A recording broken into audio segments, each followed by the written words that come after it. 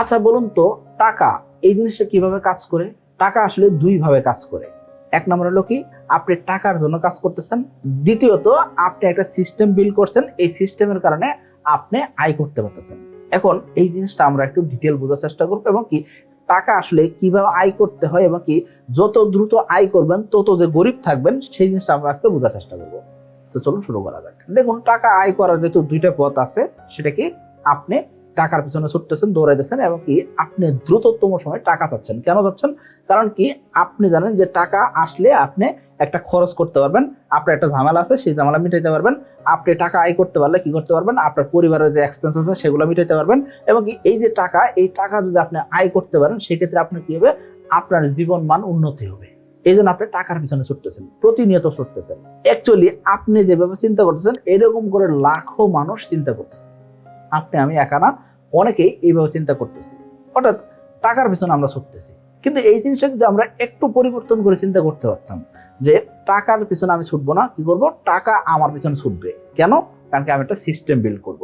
এই সিস্টেমের কারণে আমার কি হবে, আমার টাকা আয় হবে। কিন্তু এই সিস্টেম বিল্ড করা কঠিন জিনিস এবং কি এই কারণে আমরা সচরাচর সিস্টেম বিল্ড করতে চাই না বা সিস্টেম বিল্ড করি না। এখন আপনি বলতে পারেন সিস্টেম বিল্ড কেন করতে চাই না বা সিস্টেম বিল্ড করা কেন কঠিন? সিস্টেম বিল্ড করতে গেলে আপনাকে কয়েকটা জিনিস মানতে হবে। এক নাম্বার, সিস্টেম বিল্ড হয় তখন যখন আপনি একটা ব্যবসা করতেছেন। সেটা গতানুগতিক কোনো ব্যবসা হতে পারে, সেটা ট্র্যাডিশনাল ব্যবসার বাইরে কোনো নতুন কিছু হইতে পারে। এই ক্ষেত্রে আপনি মার্কেটে ইন্ট্রোডিউস করছেন কি, আপনার একটা প্রোডাক্ট বা আপনার একটা সেবা আপনি ইন্ট্রোডিউস করছেন। এতে করে আপনার কি হইতেছে, নতুন নতুন কাস্টমার তৈরি হইতেছে এবং কি রিপিট কাস্টমার তৈরি হইতেছে। এতে করে আপনার বিক্রি বাড়তেছে এবং কি আপনার এতে করে রেগুলারলি আয় হচ্ছে।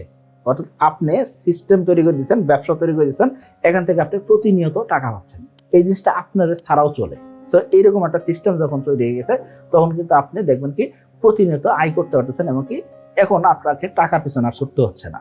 দ্বিতীয়ত, এই যে সিস্টেম আপনি তৈরি করবেন, একটা ব্যবসা দাঁড় করাবেন, সেই ক্ষেত্রে আপনাকে যে জিনিসটা করতে হবে সেটা কি, কোনো একটা প্রোডাক্টের বা কোনো একটা সেবার ভিতরে ভ্যালু অ্যাড করতে হবে। অর্থাৎ আপনি কোনো একটা সেবা দিচ্ছেন, কোনো একটা প্রোডাক্ট বিক্রি করতেছেন, সেই প্রোডাক্টের ভিতরে আপনাকে এমন কিছু ভ্যালু অ্যাড করে দিতে হবে যাতে করে কাস্টমার প্রিমিয়াম ফিল করে, কাস্টমার যাতে মনে করতে পারে হ্যাঁ এরাই একমাত্র অথেন্টিক জিনিস দিতে পারে, মার্কেটে আর কেউ এরকম জিনিস দিতে পারে না। তাহলে কি হবে, আপনার বিক্রি বাড়বে, সিস্টেমটা লং টাইমে টিকে থাকবে। তৃতীয়ত, খুব ইম্পর্টেন্ট, সেটা কি, আপনার সিস্টেম থেকে আপনি শুধুমাত্র টাকা আয় করে যাবেন এই চিন্তা করবেন না। আপনি কি করবেন, অবশ্যই আপনার সিস্টেমটার প্রতিনিয়ত গ্রোথ হচ্ছে কিনা সেটা আপনি দেখবেন এবং কি আপনি গ্রোথের জন্য কাজ করবেন। তাহলে দেখবেন কি একটা সময়ে আপনি ওয়েলথ ক্রিয়েশন করতে পারবেন। দেখুন ইলন মাস্ক, এই ইলন মাস্কের কি টাকার অভাব? ইলন মাস্কের তো টাকার অভাব না, কিন্তু সে তারপর প্রতিনিয়ত কাজ করতেছে কেন? সে আসলে কি চায়? ওয়ার্ল্ডের সবচেয়ে ধনী ব্যক্তি হওয়ার পরে এখনো সে পরিশ্রম করে যেতেছে। আমরা বাঙালি হলে কি করতাম, একটা লিমিটেড টাকা আয় করার পরে আমরা রিটায়ার করার জন্য একটা পরিকল্পনা করে ফেলতাম। আমাদের রিটায়ারমেন্ট করার জন্য আমাদের আগে থেকে সিকিউরিটি মানি হিসেবে আমরা একটা টাকা রিজার্ভ রেখে দিই। কিন্তু ইলন মাস্ক এত এত টাকা আয় করার পরেও বা এত বড় লোক হওয়ার পরেও সে তার সিস্টেমের জন্য এত পরিশ্রম করে যাচ্ছে কেন? কারণ একটাই, সে গ্রোথ চায়। তার সিস্টেমটার কত গ্রোথ হচ্ছে সে সেটা দেখতে চায়, তার নিজের কত গ্রোথ হচ্ছে সেটা দেখতে চায়। সো এই জন্য বলবো, আপনি সিস্টেমের পিছনে সময় দেন, একটা সিস্টেম বিল্ড করেন, সিস্টেমটাকে কেমনে আরো ডেভেলপ করা যায় সেটার পিছনে সময় দেন। এতে করে আপনি সম্পদ ছাড়িয়ে যেতে পারবেন।